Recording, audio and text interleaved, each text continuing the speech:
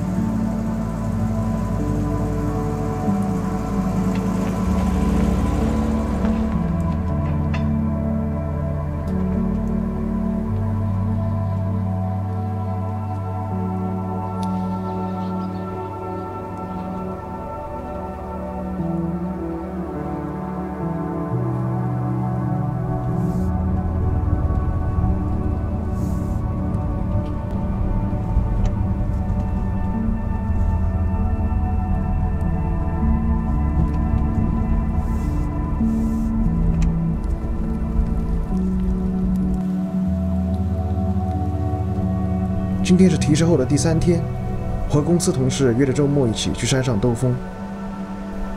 在麦当劳吃完早饭后，我们开车抓住秋天的尾巴，向附近最美丽的山路比纳斯兰进发。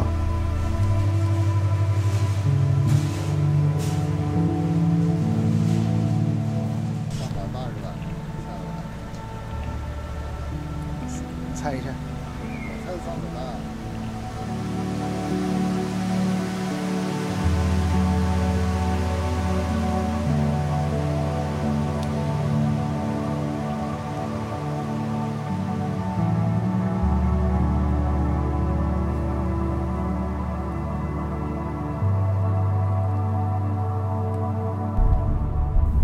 比起车本身，我更想和你们分享关于买这辆车背后的故事。也许对于大多数人来说，车只是工具，一个1吨多重、由玻璃、橡胶和金属组成的会跑的东西，又或是一个2吨多的会跑的大电池，负责把人从 A 点送到 B 点，仅此而已。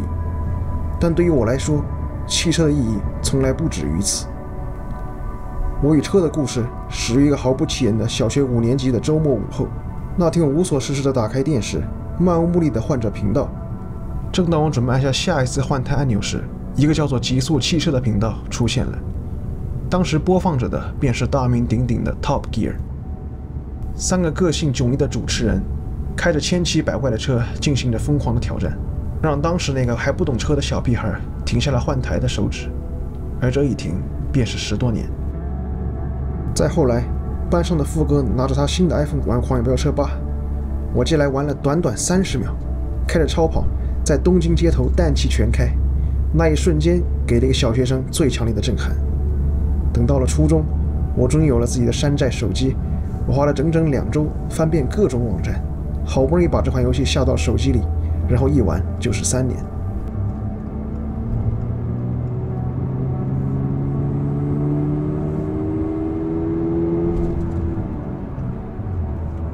18岁考驾照时，我看了《头文字 D》，夜晚的秋名山，拓海驾驶着 A186，那行云流水般的根直与漂移，深深震撼了我。那一刻，我就告诉自己，我一定要考手动挡，总有一天，我也要拥有一辆属于自己的 A186。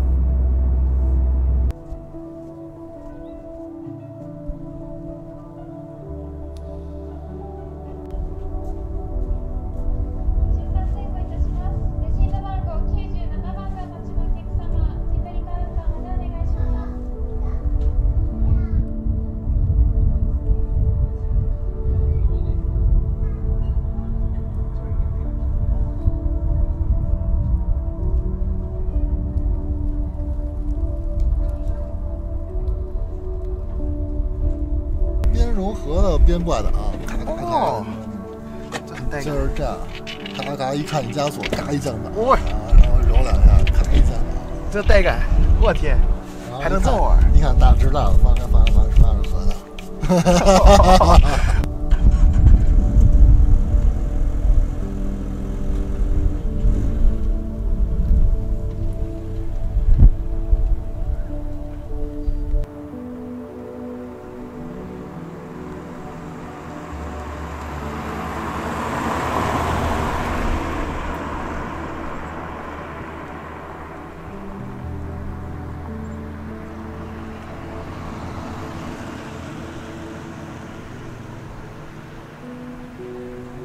后来的人生轨迹可以说完全超出了当时那个小学生的想象。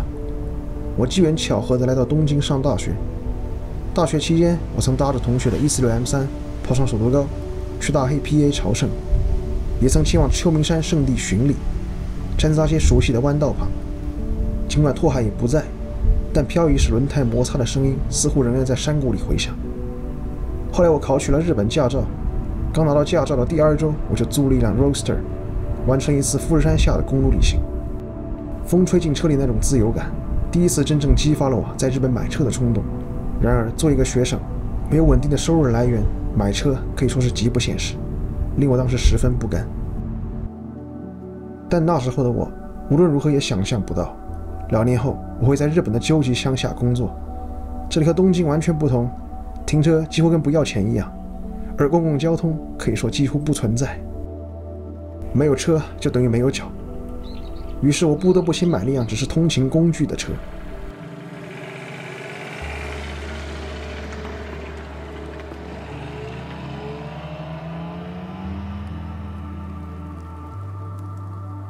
但我没有忘记当年的梦想，省吃俭用半年多之后，我终于有能力去追求那台只属于我的 A186。只是把一辆40年前的老车当日常代步还是不太现实，幸好这个时代还有属于我们的 GR86。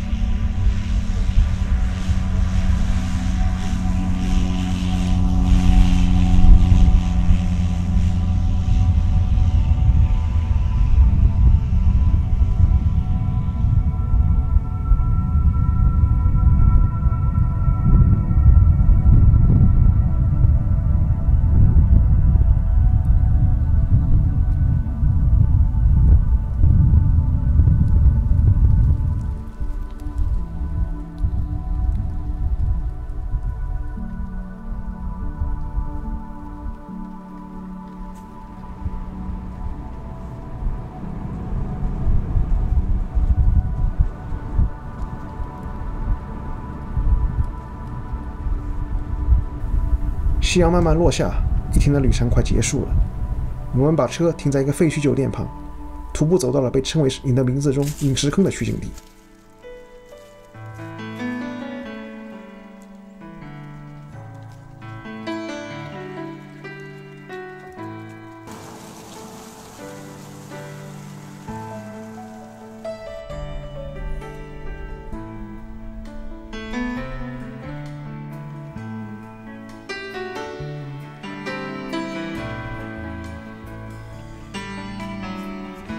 把时间拨回10多年前的某个下午，当时的我还是一个小屁孩，捧着一台卡得要命的山寨手机，在狂野飙车吧里用游戏币买下了86。10多年后，我23岁，我真的开着属于自己的 GR86， 在林荫间穿过金色的阳光，听着引擎声在山谷里回荡。这一刻，它不只是一句我买了一辆车，而更像是那个小学午后停下来换台的小孩，那个在破手机里狂按氮气的初中生，那个考科目3前一晚反复看头文字 D 的少年，他们都一起坐进了现在的这台车里。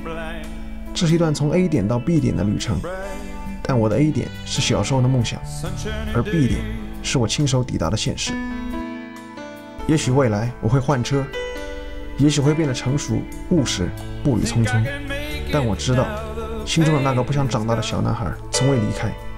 这辆车提醒着我还是当初的那个小男孩，而这一刻再也不会重来。なんかつまんねえな、高校生なんて。そうか？早く働きたいよ、俺は。社会に出て仕事してないうちはやっぱりガキだよ。バリバリ働いて金稼ぎたいよな。ちゃんと就職すれば自分の車だって持てるだろうし。今は何もできないから情けないよ。そんなに焦んなくてもいいだろ。来年の春には俺たち嫌でも卒業なんだからさ。